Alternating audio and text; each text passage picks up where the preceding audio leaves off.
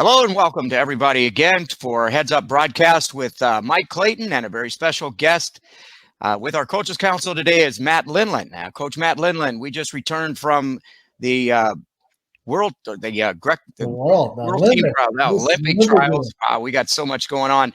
I'm going to ask you that, by the way. I need to talk to you about that before we get off about World Teams, so World Team Trials. But anyway, we were at the Olympic trials in Fort Worth, Texas, and man, what a show. What an outstanding performance by both Greco freestyle, women's freestyle. It was just a fun opportunity. Give us your thoughts. I thought, especially, in the midst of a pandemic, we're still dealing with this pandemic. It's still going on. USA Wrestling and the volunteers and the people at the top of our organization just did an outstanding job to make this happen. I mean, we switched it from Pennsylvania, month and a half ago even. Just making adjustments, moving on the fly. I mean, those are like lessons that we teach our athletes, right? Be flexible, be adaptive. If you're rigid, you're going to snap, you're going to break. But if you're supple and you're flexible, and as an organization, I think our leadership really showed incredible flexibility and just did a great job making this happen. And what an outstanding event. I got some feedback on the TV side of things. I think there was some Greco people that, weren't thrilled about the amount of coverage that our athletes got. But that's an NBC thing. That's a USOC thing. So it has nothing to do with USA Wrestling. They're asking me those questions. I'm like, hey, let me ask Rich Bender. And he's like, same question. That's NBC. That's USOC. That's not us. Our organization wants to represent all three styles and disciplines and, give everyone, exposure. So, but as far as the event went, outstanding event. They did a really good job. They kept everybody, protected, the bubble. I would have loved for my wife to gone out there and experience that with me. But, she chose to go home to Oregon, see our kids because of the whole bubble. The tears, we were in a bubble. We were, protecting our athletes. And that's my number one priority always is to look out for the guys. And whether it's their physical health, their mental health, just their overall well-being. And so I can't say enough to the leadership. Great job. That's really good stuff. And as far as I'm concerned, just one thing right off the top, what do you feel, Matt, that what was the biggest challenge that our athletes, our coaches really faced at that particular event that was different than any of the ones that you ever competed in, you ever coached in? What was different about this one and what did that look like? Mike, once we got there, I don't think it was much different, other than, I was disappointed that arena wasn't completely sold out full like it should have been. We went to Texas, we should have had that arena completely sold out like we planned in Pennsylvania.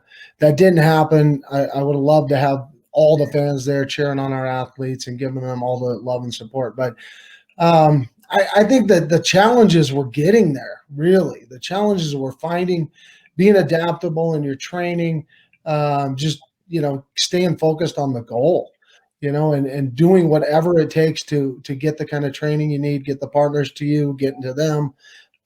So I think once everybody got there, like I said, our leadership did such an outstanding job at that event that I don't think there was a lot of challenges. We kind of tried to limit the challenges that the athletes would have to put up with. So I guess the only challenges that I saw were the guys' self-imposed challenges. The pressure that some of the athletes allowed pressure to get to them and just didn't perform up to their capabilities and what they're capable of doing.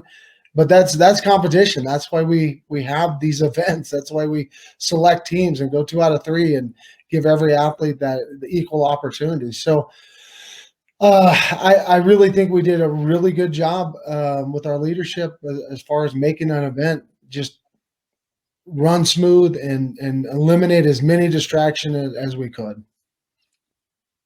That's awesome to have seen what we got to see. I got to watch it from TV. We weren't running any coaching clinics in person.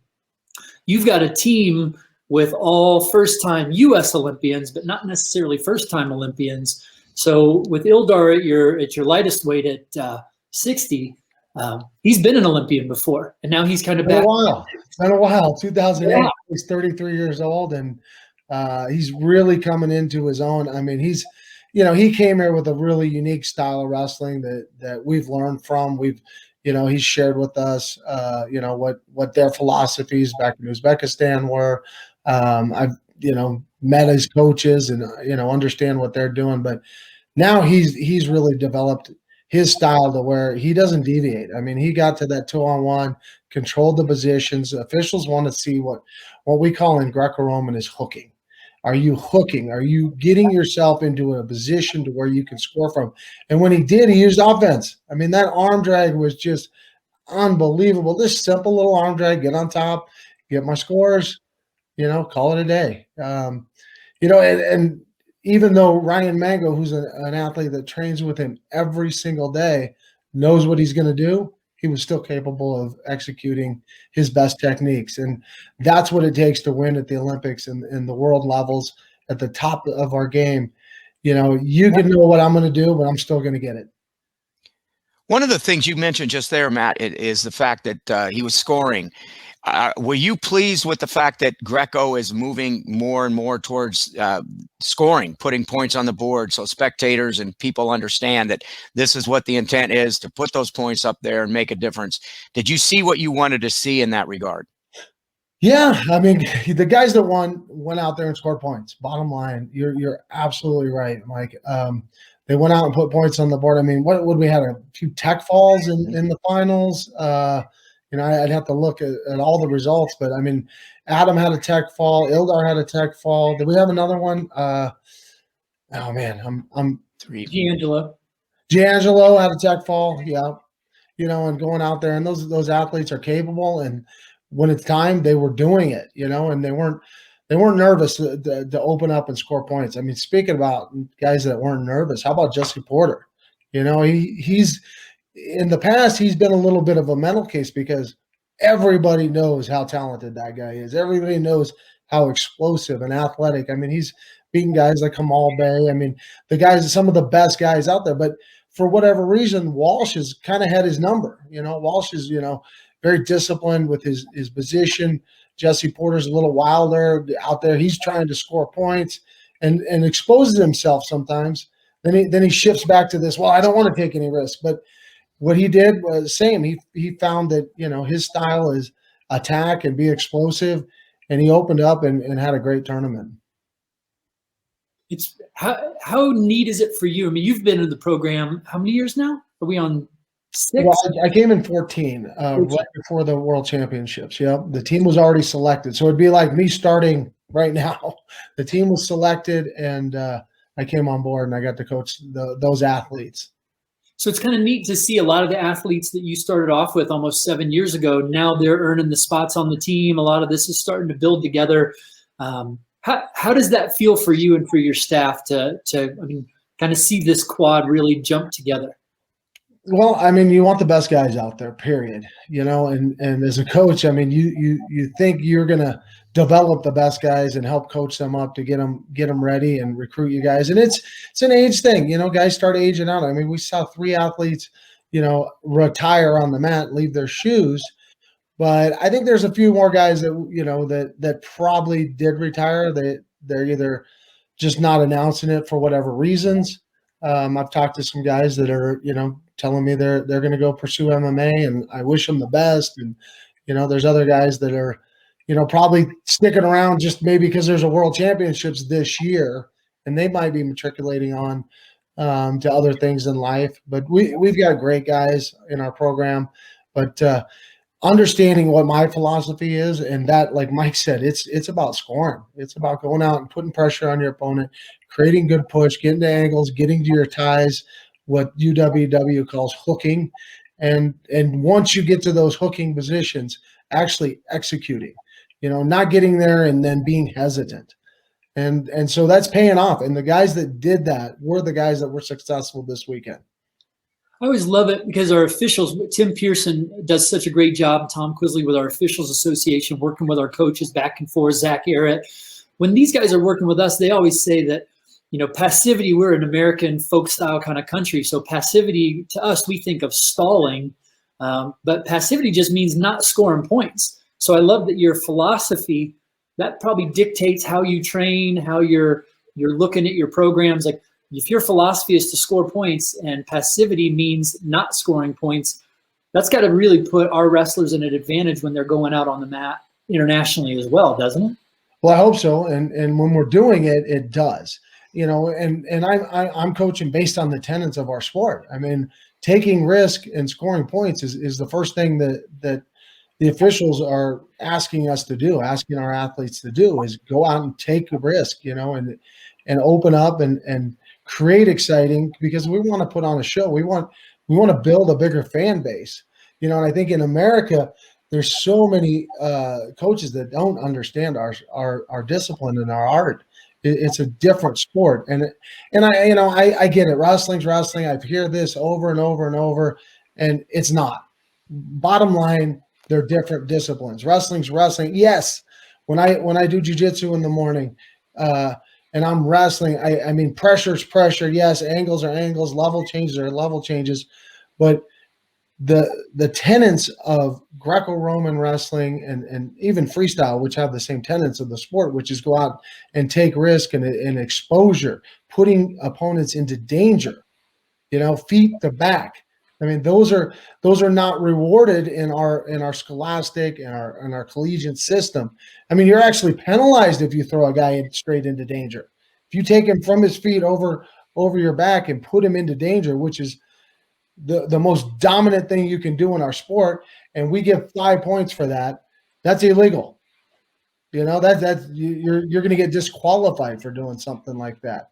And I think the other area that coaching and athletes that are not exposed to international styles, is they don't understand the philosophy of risk, and so they don't take risk and put themselves in split positions, because in our system, that's penalized. That's penalized if you get you turn your back to a guy and you go for a big scoring move, and everything we do in our sport is rotation. The number one scoring moves in Greco-Roman are rotational throws, where you give your back to your opponent. We froze for a second, guys. Yeah, just for a second, but I think everybody pretty well got the idea. What we're saying is that there is a significant difference in the styles. Yes, it's competition. Yes, it's called wrestling, but there are many, like you call them, tenets and things that are specific and generic to that particular style of the sport. Let's visit that maybe down a path that is a little bit maybe we've heard this conversation before, but I'd love to hear your opinion, Matt. Freestyle has this natural system built in with the regional training centers, with folk style NCAA wrestling that very much resembles and mirrors the style of freestyle. Greco doesn't necessarily have that. Granted, a lot of the kids at the developmental stages of cadets and juniors will double up in both styles. But at some point, especially internationally at the highest level in our open division, that really has to change. My question being, it seems like Greco is sort of operating at a very challenged position, not having those systems already built in. And it's amazing that we still have the talent that we have and the ability for our guys to go out and do what they did in the Olympic trials. What is it that we could do to change that? Or is it possible to change that system so that we have the feeding of the athletes like freestyle might have?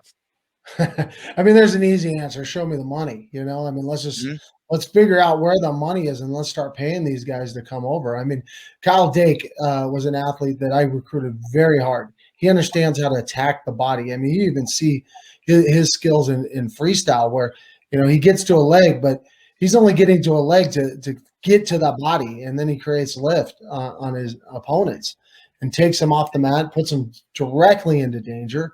And like I said, those are illegal in our scholastic system.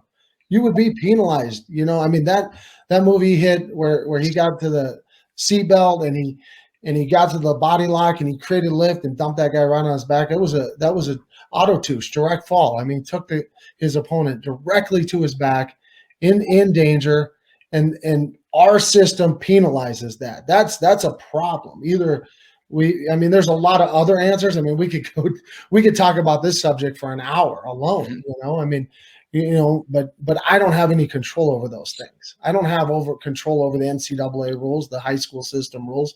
So what do I need to focus on? I need to focus on, inspiring coaches to coach Greco-Roman. And we have Gary Mayab, who's our manager of Greco-Roman's program right now, that's developing the GRIT program, Greco-Roman training system to create a pipeline and a pathway for athletes that want to do Greco. But it's also tough because you get a guy that wants to get into these college systems, and that's what we talk about in the United States is this college program. The NCAA is, and it's great. It's a great system. I love it, but it ends. You can be the best in the world, in the United States, and the only country that does it. But we're trying to be the best in the world in a sport that everybody does across the world. And wrestling is one of those sports where pretty much you can do it no matter how rich or how poor you are, whatever background you come from. Wrestling's available in every nation, every continent. It was kind of neat to see Braxton Amos. I know typically your Greco elites are coming from the WCAP or the Marine or Navy or Air Force teams, and then you've got NYAC and Sunkist, but now you've got Wisconsin RTC athlete making the finals of the trials. That's got to be kind of neat to see some of these RTC programs starting to support some Greco and maybe, see Chris Bono's, right down on the edge of the mat, excited to see these guys advancing in a Greco tournament. I don't know that you've seen that a lot. We don't see it a ton, but we need to see it more. We definitely would like to see that more. Braxton is an athlete that, I've identified a while ago. I tried to get him to our Elite Accelerator program, which would mean he would leave home before he was out of high school, live at the training center, and be a part of our program before he joined Wisconsin. He didn't take us up on that opportunity, and we got a kid, Robert Perez, who did, and at 16 and 17, he was just about made the trials. I mean, he beat Hayden Tuma in the finals. Multi-time world team, national team member, junior world medalist. I mean, we have that, and it's capable. And you look at women, and they had 2 17-year-olds in the finals. I believe if we start acclimating our athletes earlier, and I don't want every athlete, I want the ones that are passionate about Greco-Roman wrestling, the ones that love it, they want to do it, and I want to help them develop. But we seem to think that you need to go through. I was lied to. Straight up, I was lied to. When I started this sport at age 15, I was told, okay, if you want to get to the Olympics, it was like, what's the pinnacle of the sport? I already had Olympic aspirations, and I was an athlete. I was an elite athlete in another sport before I transferred to wrestling. And my coach was on a Navy Olympic team, and she never got to compete in the games because those games got boycotted. But she put that Olympic dream into me.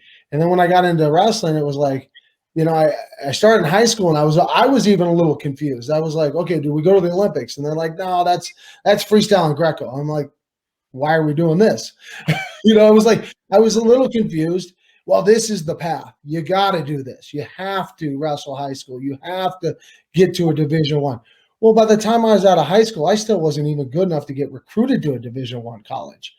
I'd only been wrestling for 4 years, and I'm going up against, athletes that have been wrestling in this, this discipline for multiple years. They started doing it when they were, 6, 8 years old, at that level, and eventually I was able to surpass them because I had put my time and I put my effort in. But even my coaches, who I love and I trust and believed in, I think they didn't know. I think they weren't necessarily lying. They just thought that was the truth. And what I want to explore is there a better path? Is there an express lane to get our athletes to the Olympics? I mean, we look at these European champions, 18-year-old European champions. They would, in our country, they'd either still be in high school because they're trying to, get an extra year of high school by, I don't know what they call it, gray shirt or red shirt. And, they're trying to extend their career in the collegiate system instead of get out so they can get on the international stage and start competing with the best athletes in the world. So I think we need to show that there's a path, and you see it. Benji Peak, let's talk about that kid. I mean, he made a national team. I think if we would have had a Junior Worlds this year during COVID, he was poised to get himself a medal, if not win that tournament. And this was the next best thing was getting on national team. He was trying to make an Olympic team, and he still got junior eligibility, and those are the athletes that we started bringing in, and then we had Alston Nutter, who in 19 got a world medal, going directly into the Greco pipeline. And I would just personally want to see more athletes explore those options and look at those opportunities, and have coaches understand that isn't the route. That isn't the only route. Sure, you can go to college, do what Adam Kuhn did, get a degree in aeronautic engineering. And, I mean, that's wonderful for him because that's his long-term goals are, to be a NASA pilot. Or be in NASA and get it, whether he's designing the rockets or he's riding in them. I don't know if that kid's going to fit in them. He's a pretty big dude. Yeah, those are some pretty confined spaces. But I mean, I don't even know if you guys know, like Adam applied for this quad for NASA, right? He applied this quad. Did he make it? No, he didn't make it. But they do the same thing we do every quad. And so he entered the trials for NASA already. And he didn't make it. But next quad, 2024 comes around, Adam, he might make it. He might be right there. And if not, he's young enough. He's got another quad in him. And we have athletes that are now in our pipeline that started doing Greco in high school. They skipped the college pipeline. They didn't go the NCAA route.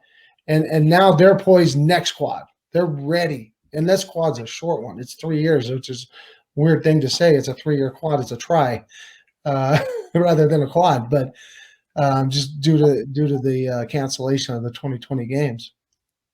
Matt, I think some people would be, we're talking about different opportunities and different ways that people could reach the ultimate goal of being an Olympic athlete in the Greco-Roman program. People would be interested in your pathway, how you landed where you're at today. I'm fortunate I've been around long enough again to see what you've done and the successes that you've had, but you've had an interesting journey to get to the point where you're at today as well. Could you share a little bit of that with us? Oh, I mean, where do I start? I kind of started down that path a little bit when I started wrestling in high school. My first event after the high school season was over was the Oregon State Greco and freestyle tournament. I entered both divisions, cadet and junior. I entered both styles. And went 0-8 in one weekend. And the next week, I looked at the podium and saw guys that were either in red, white, and blue singlets or black and yellow ones. And one of the clubs was half hour closer to me, and I had to take 2 city buses, and I also had to take a school bus to get to my high school, which was a 45-minute bus ride. And then once I got out of high school, I had to transfer 2 different buses and get to a club in Portland, Oregon. And I lived an hour and a half from Portland, Oregon, up in the mountains. I grew up out there, just, living a more of a rural lifestyle. So it was, when I was told, your riding career is over, you need to find a new sport. I started down that path, but like I was told, I had to go to college. So I did the next best thing. I went to junior college, won a national title there after, a couple of years. And then I got recruited to a D1 program. And the whole time I'm there, I'm like, okay, when's Greco going to start? Like, can we get through this folk style season so I can train Greco and so I can compete in Greco? And I started, since I was at a Nebraska University college and it's closer to freestyle, they were like, well, we want you to do freestyle. So I ended up winning 2 national titles in freestyle before I ever won one in Greco, won a Pan Am gold in senior Pan Am gold in freestyle before I ever won a Pan Am gold, or before I even got to go to the Pan Ams in Greco-Roman wrestling. So it was like I had to like go through all these obstacles to do what I wanted to do. And the only but I was told D1, you have to go there, and there was one Division II coach that was recruiting me, Miller. He was at Ferris State, and he was number 2 on the Greco ladder. And I think if he would have done a better job of recruiting me, telling me, hey, I don't really care about this college stuff. You can just wrestle Greco and jump on the mat for us when it comes time to go to the regions and qualify for the nationals. We'd love to have you compete, but I'm going to allow you to train Greco-Roman. I may have made that decision, but I still was in the back of my head. I had to get a D1 title, and I did pretty good. I think I had an undefeated season. I think it was 36-0 going into the NCAAs. Lost that match in the first round, and back then you didn't get to wrestle back unless your guy pulled you back in through repechage, and I don't know if they called it that, but whatever, same thing. And then after college, it was like my wife and I and our son were in Lincoln, Nebraska. She wanted to move back to Oregon, and move back to Oregon. It was like, okay, she's like, season's over. Let's get back to Oregon. You can train out there with your old coaches, and that's how you're going to do this. And I got out to Oregon, and I was training with some kids. I mean, there was some great guys there. I mean, Travis West was an 92 Olympian. He was out there. But these workouts were not very organized. They were not very structured. We didn't have coaches that wanted to develop senior athletes at that time. Anthony Amata was there for a while. Mark Fuller was out there, who was a 3-time Olympian. So, I had guys, but it was tough. I'm going to 3 different clubs, trying to find workouts, grabbing workouts with high school kids and trying to teach them Greco at the same time. And Mike Howe called me and said, I want you to come out to Colorado Springs. We're starting this thing called a resident athlete program. And I told him, I said, well, my second child's going to be born in 2 weeks. So, I definitely got to wait till then. And so after she was a couple weeks old, we got in a car and drove out to Colorado Springs. And, I spent a few years out here and tried to make a 96 Olympic team. And that didn't happen. I lost to Gordy Morgan in the semifinals of the mini tournament. And I was like, okay, I'm bummed. I got to rethink this. I got to, put together a plan for 4 years. And that plan for me was we had a coaching change. Steve Frazier came in, was the new national coach. And I ended up saying, I'm going to come back and forth. At one point, I even had an apartment in town so I could come train with the resident athletes. But I really wanted to kind of get with some of my coaches that that had coached me in the past. And I knew their philosophies. I knew how they like to train guys. Even though they were not Greco-Roman coaches, they learned the sport of Greco-Roman, but they knew how to train and prepare athletes. And I think that's a message that every coach can learn. If the wrestling is wrestling mantra, I as sick of it, I hear this. I get tired of hearing it because it's not necessarily true, but there is a lot of things. If you know how to coach, you know how to relate with athletes, you know how to prepare athletes and peak them at the right time. All those things are intangible. Those cross over, but you do have to learn and develop the skills and the techniques and the philosophies of our sport. It is different. And so that was kind of my path. I moved out to Nebraska and started making world teams. And year after that Olympics, I was on every world team, 97, 98, 99. Got a major injury in 1999.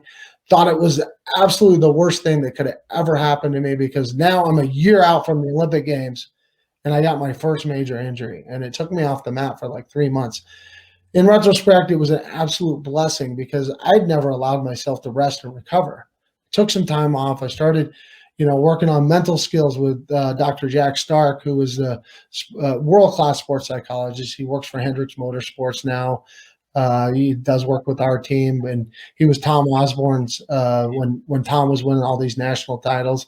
Started working on the mental game. Started studying film even more. Even though when I was, out here at USA Wrestling and I'd go in and do film stuff for Steve Frazier and break down film. But I mean, this was old school, man. Play, record on a VCR.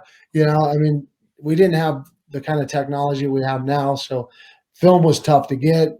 The coaches had to go over and shoot an 8mm. We'd transfer it to VHS, but I knew the value of that. I knew the value of getting the mental game. So I focused on the things I could focus on, recovered, got back on the mat.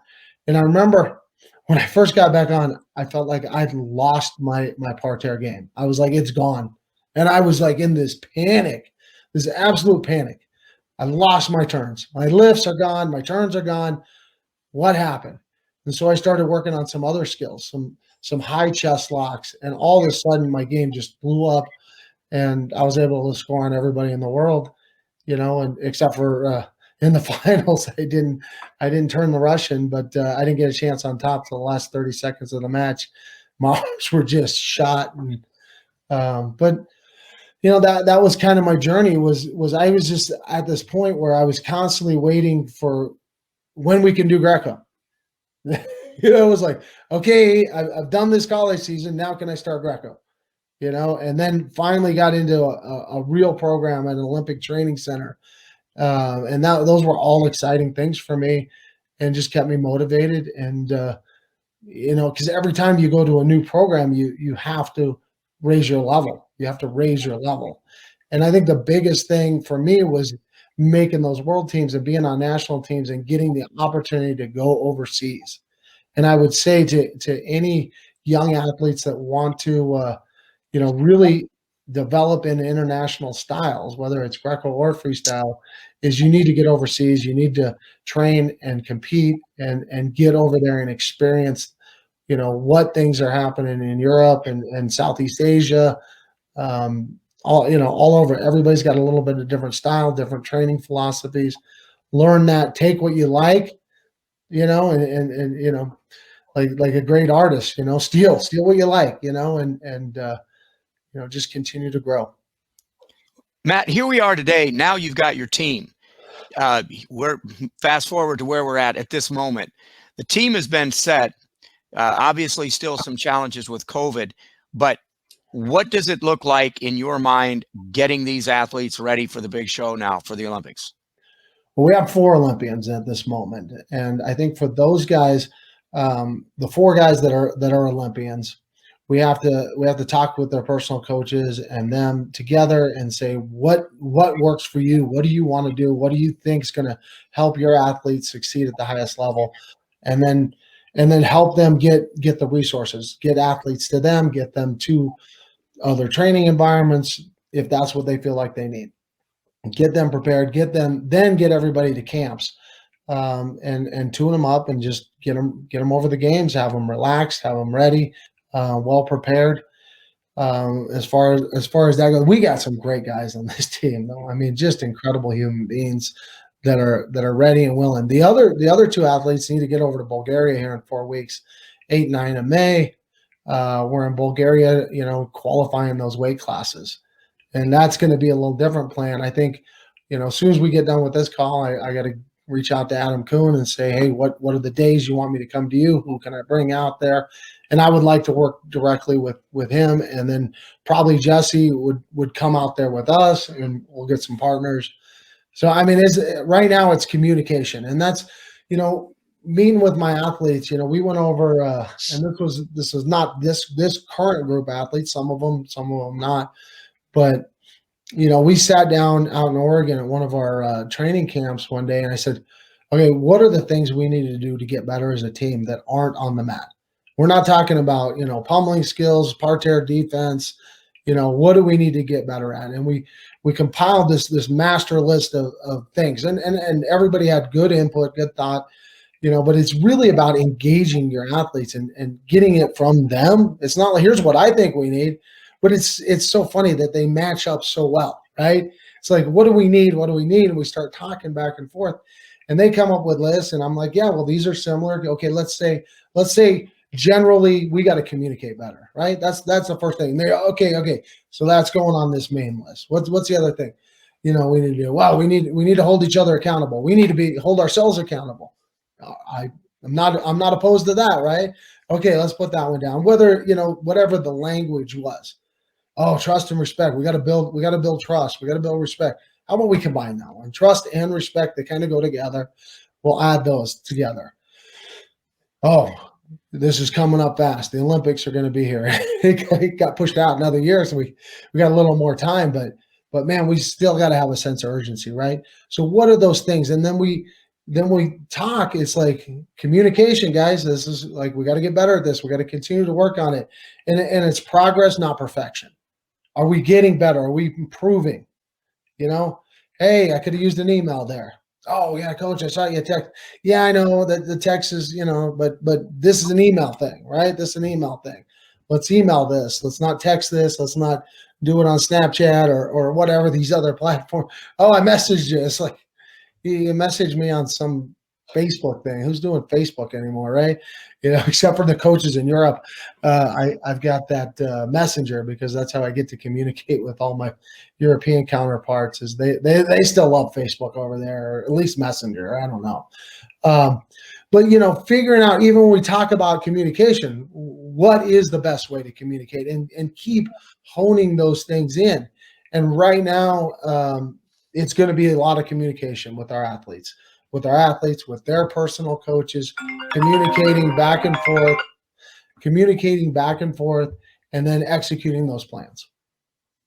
I love how so much of what you've talked about today, getting ready for the Olympic team, the athletes have gone through, you've talked about preparation and rest and recovery. You've talked about philosophies. You've talked about communication.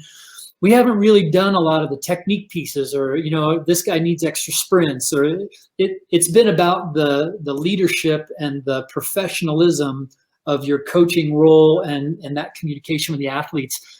I love what I'm hearing. And I think a lot of folks might be like, well, yeah, but what about that technique, right? As a coach, it's easy to get focused on the technical piece or the conditioning piece, but what do the grassroots coaches need to hear and remember about everything that you've talked about program-wide, the communication, the planning, the recovery? How do they understand that better and learn from your experience here?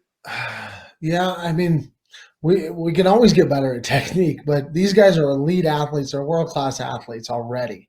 They made this team because of their skills, their techniques, their conditioning, their abilities, their mental game. Yeah, we can add those things in. We can plug those in where, and that's part of what that communication is, Mike. Hey, I could use a sports psych. Let's get some guys on board. I could get stronger. Okay, let's reach out to Team 5 and get a strength plan specific for you. Oh, you're in Michigan and you've already got a strength coach. That, like a guy like Adam Kuhn, I don't have to talk about strength program. He's got a strength coach. He's got his own personal strength coach. But maybe Jesse Porter doesn't, and he feels like he needs to get stronger for a lift. Well, let's engage Team 5 and get them involved. Let's look at our resources. Understand that. I think that the question you're asking me is, understand that you don't know it all as the coach. I mean, this much, whatever that is, and you can expand it a little more, and you can grow. And as coaches, we should be reading, we should be growing, we should be learning, studying, getting over to Europe. Just all the same messages I told you earlier that I would say to my athletes. I would say those same things to coaches: is get out of your own room, go expose yourself to other coaches, other programs. If you can't get overseas, at least get in America. Within America, get a hold of Coach Mayab, and he will plug you into somebody in your region, and if somebody outside of your region, that you're looking to work with as well, he'll send you out there too, but get out of your own room. Don't think you have all the answers. Don't think that you can't still learn and grow as a coach. Constantly, I'm just asking the questions and trying to learn more and get better.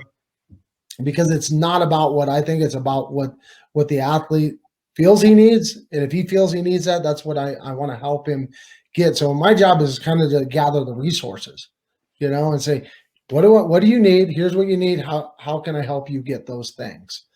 And it doesn't have to be me. I don't have to go out and work with Adam, but I think he wanted me to come out there. So that's why we're talking about that, and I love to work with Adam. He's a great human being, and he's an incredible worker and super coachable. I mean, he's made some really great adjustments technically already. We've done a lot of technical adjustments. Now it's just honing those things in and just keeping him doing what got him here. Those things will work at the international level because we've seen it happen back in Budapest. So he can get there. I mean, Schultz can get there. Unfortunately, this wasn't his year for him. For Adam, congratulations. Let's go win some medals, man, at the Olympic Games in Tokyo.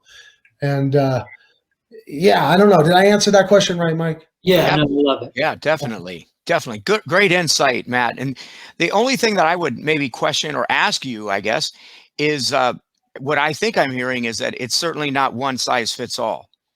That there is definitely an approach that you're going to your athletes, asking the athletes, their individual coaches, what they need at this point in the game. It's not about bringing them all together to have this grandiose practice schedule. And it's about, hey, what do you need at this particular time to get ready for the Olympics? Yes, but we also are going to get together for 2 weeks. Right, sure. And there's going to be structure to those, but within a structured practice, a coach should build in a lot of liberty. No matter where the structure. Here's what time we do this. Here's what we're doing. But within this block of training, I want the athletes to have tons of liberty and freedom to do what they feel like they need to do. And then there's certain things where, okay, this shorter block, this is really structured. But this next block, I want you to have a lot more liberty and freedom in your training. But these are world-class athletes I get to coach. I mean, I'm blessed. I get to coach the best guys in our nation. Are you kidding me? There's no way it's one size fits all. I mean, they all come from different backgrounds. They have different body types. I mean, even you look at my two heavyweights, one short and powerful and super positional, like very disciplined in his position.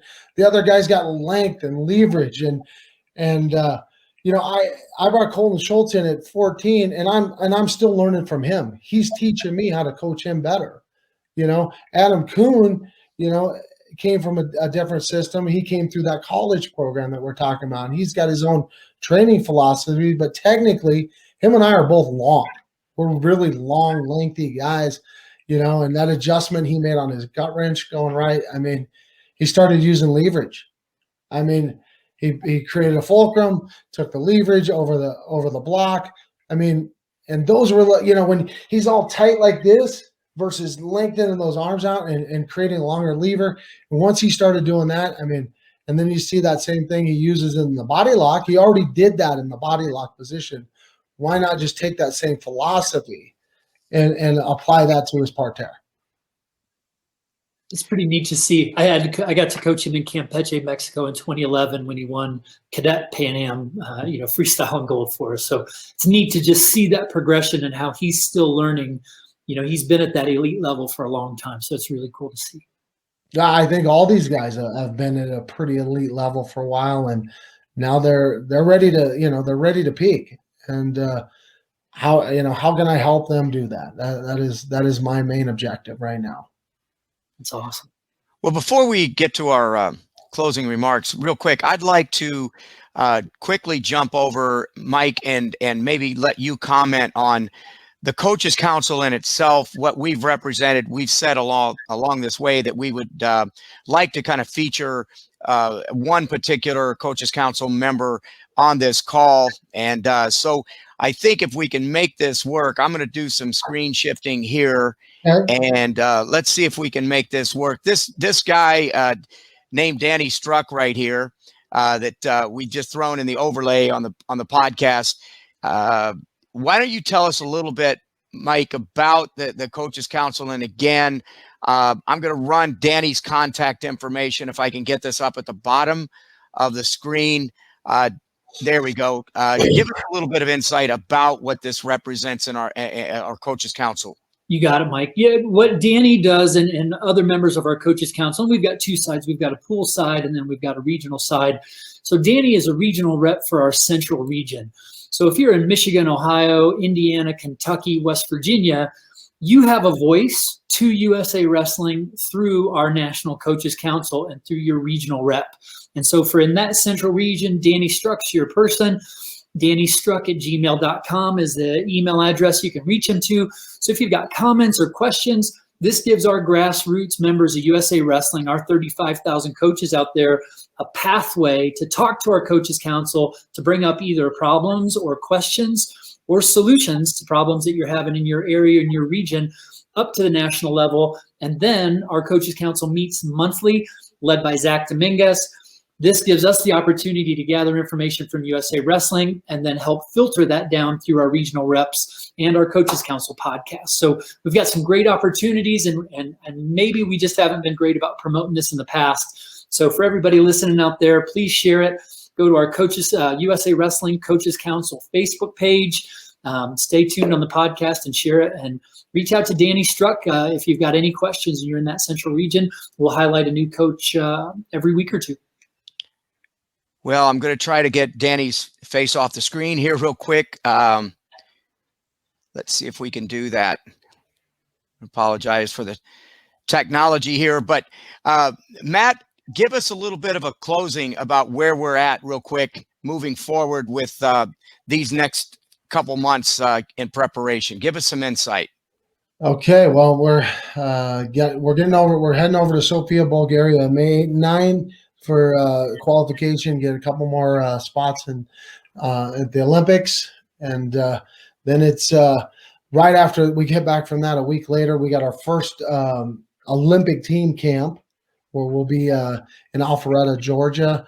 And this camp is going to be with all three disciplines. We're going to have men's freestyle, women's freestyle, all at the same location. I'm sure that we will be doing a little bit of crossover practice, back to that wrestling is wrestling.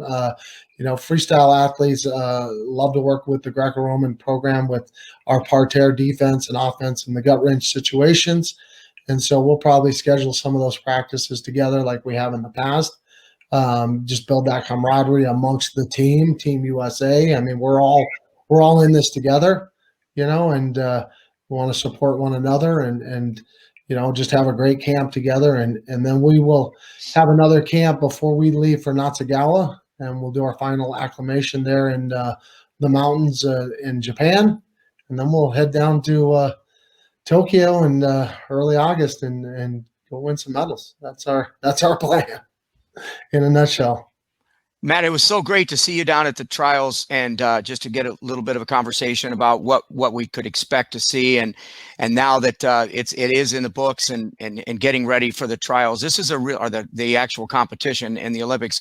This is a very special time, and there's a lot of excitement around both the freestyle teams and the Greco teams in anticipation and looking forward, and just knowing that it does appear that we are in fact going to have an Olympics where, a year ago, this was all still in pretty much doubt.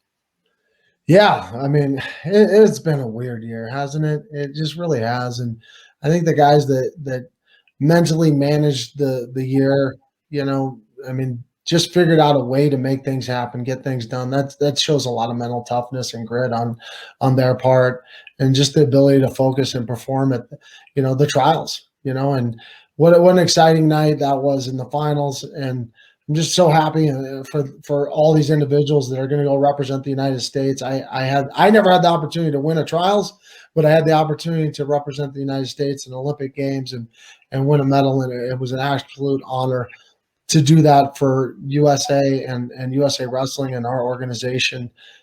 So I'm just thrilled for these guys. I mean, it's exciting. I'm looking forward to, talking to every one of them today and getting a hold of them and, just congratulating them again and start those conversations about how we can help them prepare. Well, I know from our Coaches Council perspective, Matt, we all wish you the very best with your team, with yourself personally in this preparation process. You're one of the best guys out there, man, and we love you to death, and we want to see you do well. We want to see the team do well. Anything that we can ever do for you as a council, please let us know. Get a hold of Mike, myself, or Zach Dominguez, the chairman of our council, and man, we'll definitely jump into action. So we appreciate everything that you brought to the table. That's what makes our organization so great, isn't it? That we've got all these tens of thousands of volunteer coaches across the country in all these regions wanting to push our athletes and just help them up the ladder to success. But we gotta know where they want to go, and I think that's the question at the end of the day is, what is your goal? What is your goal? For me, it was getting to the Olympics, and it was never about winning a college title. It was always about the Olympics. But if that college direction is where you want to go, let me help you do that. If you want to use wrestling, and I know so many people that want to use wrestling to get a martial arts career going because they know that wrestling is the strongest base. And it's like, okay, let me help you do that. But those goals and those objectives and those targets are totally different for what you want to do. And so let's start to change the path and say every athlete can have his own path and his own direction. You don't have to do the same path that everybody else has done in the past. Mike, why don't you take us out of here tonight? And I'll tell you what, get us out of here. It's a very unusual job for me to do that, so I'm a little nervous on the spot. Thanks. Mike Hager, you do such a great job getting these ready, and you've been a mentor to me for so long. And Matt, when we came in the same year to USA Wrestling, I was just like, wow, like what I'm going to learn. And so it's been a privilege to watch you teaching in the room at the training center and your commitment to helping our coach education program go.